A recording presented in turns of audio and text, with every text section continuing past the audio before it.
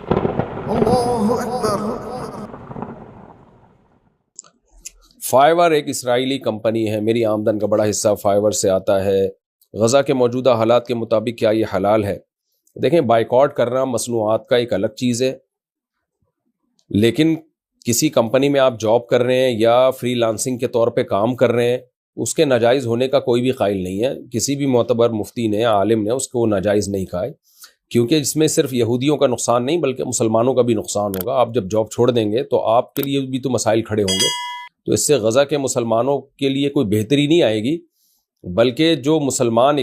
اکنومیکلی business وغیرہ کر کے اکنومیکلی مضبوط ہو رہے ہیں اور غزہ کے مسلمانوں کے ساتھ تعاون کر رہے ہیں، وہ اکنومیکلی اور ویک ہو جائیں گے۔ تو اس لیے کسی کمپنی میں جاب کرنا، چاہے وہ یہودیوں کی ہو چاہے وہ ہندوؤں کی ہو، کسی کی بھی ہو، تو اس میں جاب کرنا یا فری لانسنگ کے طور پہ کام کرنا یہ جائز ہے، کیونکہ صرف آپ ان کو پیسے دے نہیں رہے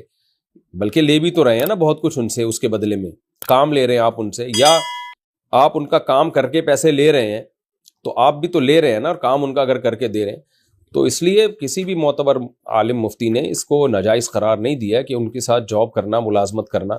یا کسی ملٹی نیشنل کمپنی میں جاب کرنا جو یہودیوں کی کمپنی ہو، تو سب جائز ہے۔ اس کی وجہ یہ ہے کہ اگر اس کا جاب کا بھی ہم بائیکاٹ کر دیں گے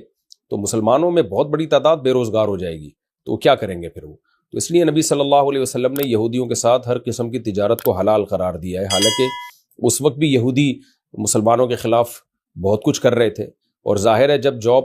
مسلمان کرتے تھے یا تجارت کرتے تھے تو اس یہودی بھی تو اس پیسے کو غلط بھی تو استعمال کرتے تھے۔